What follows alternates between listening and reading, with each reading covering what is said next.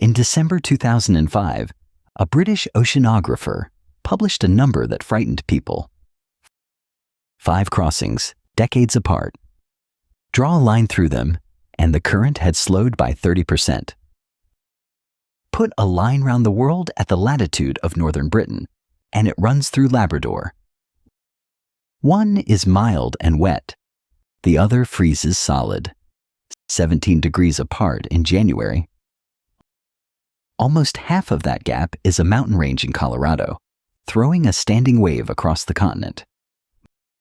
Most of the rest is the westerlies, and heat the ocean stored in summer and gives back in winter. What the current carries north barely touches that gap at all. But change the question.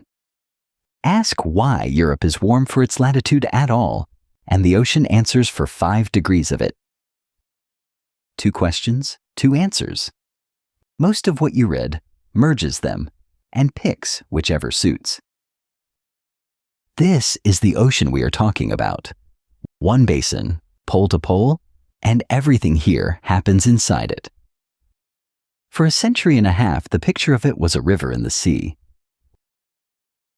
Warm water really does run north up the western side. That much of the old picture is true. It sinks up near Greenland and comes back south in the deep. That is the part the map never showed. To see both at once, you have to cut the ocean open here and look at it side on. It is not a river. Warm water runs north along the whole top of the ocean. In the far north, it gets cold enough and salty enough to sink, and it goes all the way down. Then it comes back south along the floor, kilometers beneath the water still going north. One loop. That is the overturning, and it is the thing with a name. It is worth going down there once because the numbers do not tell you how big this is. The warm water going north is the top few hundred meters. Below that, nothing but dark for 2 kilometers. And down here, 4 kilometers under the surface, the same water is coming back the other way.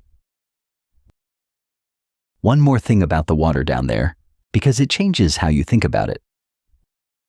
Water that sinks in the north does not come back for about 300 years. You will have read that it takes 1,000 years. That number is real, and it is not this number. Which leaves the only question that matters, and Bryden, when he published, was already building the thing that could answer it. Turn the ocean 90 degrees and cut it the other way, along a single line of latitude. From Florida to the coast of Africa, 4,800 kilometers of open water. Somebody has to put them there and go back for them year after year. Every instrument recovered by hand, read out, serviced, and dropped back in. You hang wires down it, floats at the top, anchors on the seabed, instruments the whole way down. Because you cannot weigh an ocean at one depth. You have to measure the whole column and keep measuring. This is what it is said. 20 years of it, a reading every 10 days. It is wild. In 2 weeks of early 2018, it fell by 24 Sverdrups. It did not merely slow. For a few days, the whole overturning at that latitude was running backwards. A Sverdrup is 1 million cubic meters of water a second. The Amazon, at its mouth, is 1/5 of one. So the current running past Florida is about 81 of them.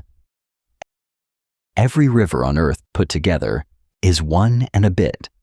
This is 14 times all of them. That is the flow. On average, about 17 Sverdrups of it.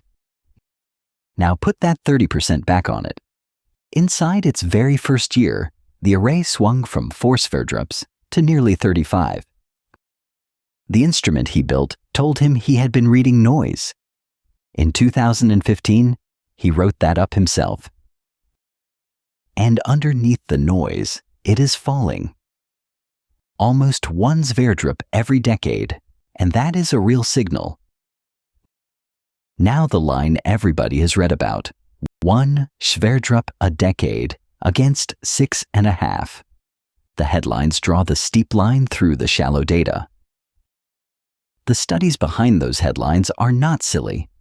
They are just not clocks. That is not a forecast. It is a stress test, run to see what the model does at the limit. The most quoted one contains no date at all. Its model years are not calendar years. The assessment itself is careful in a way the coverage is not. Read the qualifiers.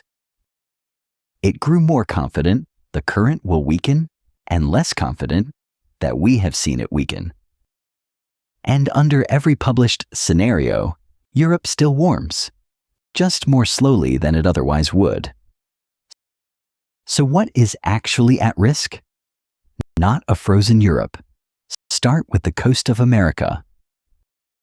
It piles up here on this coastline because a weaker current holds less water away from the shore. Every Sverdrup the circulation loses raises the sea on the northeast American coast by a centimeter or two.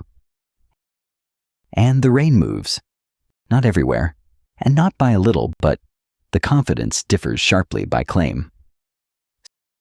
So here is the honest position. Forget the 20 years for a moment and pile every reading up by size. That is the swing. 37 Sverdrups of it. And this is the entire trend on the same scale. Which means we cannot yet tell a slow decline from the beginning of something that does not stop. The instrument that could tell us has been in the water since 2004.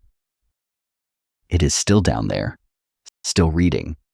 That is the whole of what we know.